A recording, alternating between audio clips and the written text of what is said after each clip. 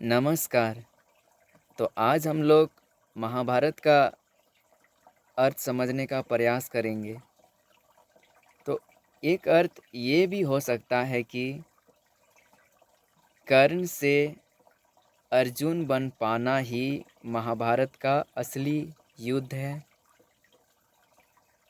अर्थात कर्ण बुरे नहीं होते हैं, पर वे अपने मित्र को जो वचन दिए थे कि पूरा जीवन उन पे समर्पित कर देंगे, तो उनका मित्र दुर्योधन जो लोभ मोह ईर्ष्या द्वेष इन भावनाओं से ग्रसित थे, उसी के कारण कर्ण फंसे थे। नहीं तो वे तो महान योद्धा थे। अर्जुन जी को भी हरा सकने की क्षमता था उनमें। तो असली में कर्ण जो हैं वे हमारे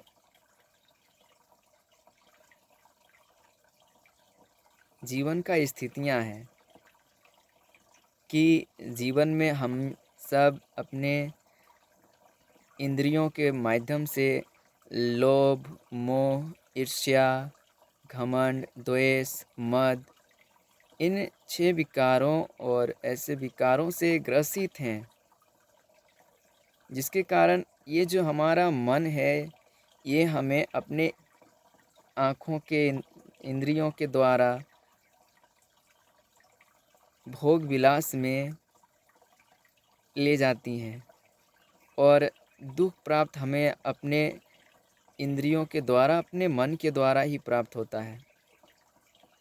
तो असली में महाभारत का जो युद्ध है वो मन का युद्ध है कि हम अपने इंद्रियों को संयम में कर पाएं, हमारे अंदर के लोभ मोह ईर्ष्या द्वेष घमंड मद इन विकारों को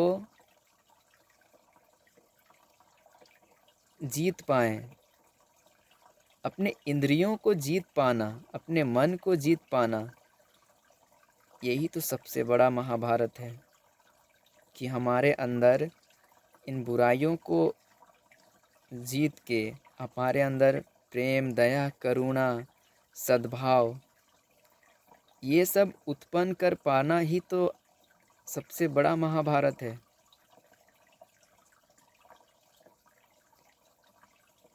तो एक कर्ण से अर्जुन बन पाना ही ये महाभारत का युद्ध है, मन का युद्ध। अपने आप को घमंड को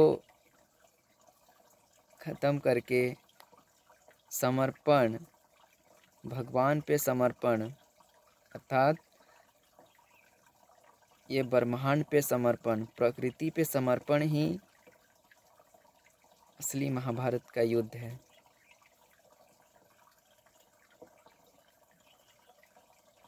जिस तरह से महाभारत में एक तरफ अर्जुन जी श्री कृष्ण जी के साथ होते हैं और दूसरे तरफ कौरव में अपने लगने वाले रिश्ते नाते होते हैं, पर इस संसार में जन्म भी अकेले ही होता है और संसार को छोड़ के जब जाते हैं तो अकेले ही जाते हैं। तो उसके बीच में जो हम इन मोह माया के जाल में फंसते हैं, अपने इच्छाएं ही तो दुख का कारण है। तो अपने इच्छाओं को जीत पाना, ज्ञान को बौद्धिक रूप से अनुभव कर पाना, एनलाइटमेंट बोध कर पाना ही असली में आत्मा जागृत है। नमस्कार।